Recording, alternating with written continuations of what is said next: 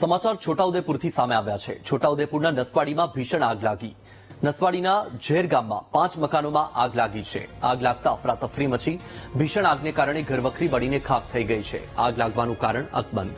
તો આ દ્રશ્ય તમારી ટીવી સ્ક્રીન પર છોટાઉદેપુરના નસવાડીના ઝેર ગામના છે કે જ્યાં 5 મકાનોમાં ભીષણ આગ લાગી છે। આગ લાગતા અફરાતફરી મચી।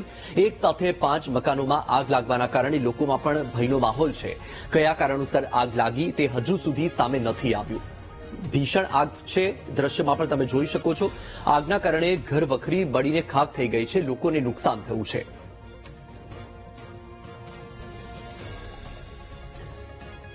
તો આ દ્રશ્ય તમારી ટીવી સ્ક્રીન પર છોટાઉદેપુરના છે કે જ્યાં નસવાડીના ઝેર ગામે ભીષણ આગની ઘટના બની।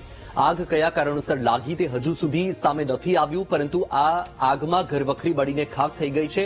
5 મકાનોમાં એક સાથે આગ લાગી છે। વધુ માહિતી મેળવીએ।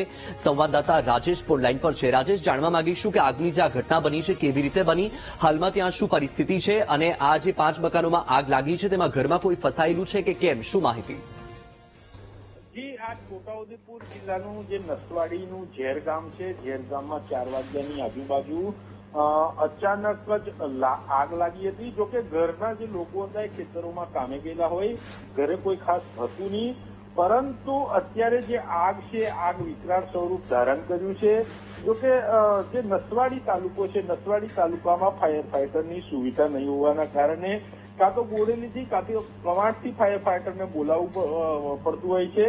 અને હાલ જે ગામ લોકો છે એ ગામ લોકો આગને ઉપર પાણીનો છંટકાવ કરીને બુઝાવવાના પ્રયત્ન કરી રહ્યા છે, પરંતુ આગ જે વિકરાળ સ્વરૂપ ધારણ કર્યું છે અને હજી ફાયર ફાઈટર પહોંચ્યું નથી। જોકે કોઈ જાનહાનિ થઈ નથી। જી રાજેશ, માહિતી સાથે જોડાવા બદલ આભાર।